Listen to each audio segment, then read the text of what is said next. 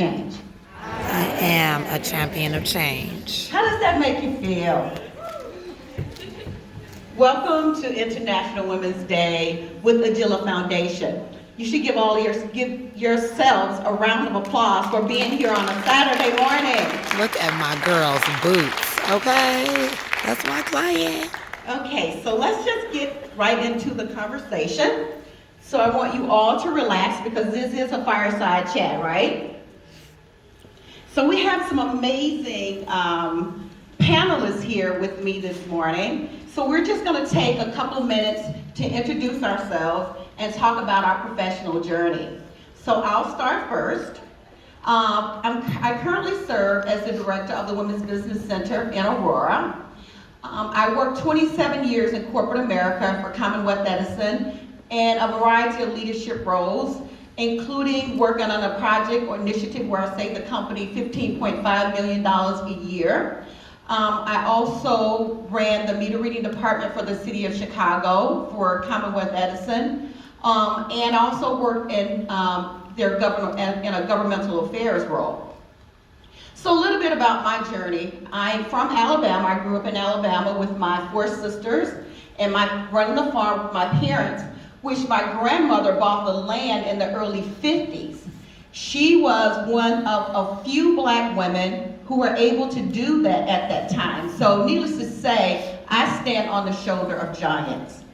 She is the best role model that I think I could have. My mother was also an entrepreneur, and my grandmother, my mother's mother was an entrepreneur. So I stand on the shoulder of a lot of entrepreneurs and a lot of giants. And in my role at the Women's Business Center, I help women start and grow their businesses. So I think that was a natural progression for me to be at this juncture in my career where I'm serving and helping other women to realize their dreams of owning and growing their business. While I was at Commonwealth Edison, I served in a lot of different roles. And as a female in a male-dominated industry, it was not very easy being a leader. I recall during that time, I was always a strong producer of what they call high potential employees. And I recall there was a time in my career where I was working very hard. I was getting recognized from a monetary standpoint, but I was working with a lot of males, and I noticed that a lot of the males were getting promoted and I was not. But I was working very hard and I was pretty much running the department. However, my male colleagues were getting promoted. And what I realized as time went by was that they were getting promoted because they had not only mentors, but they had sponsors.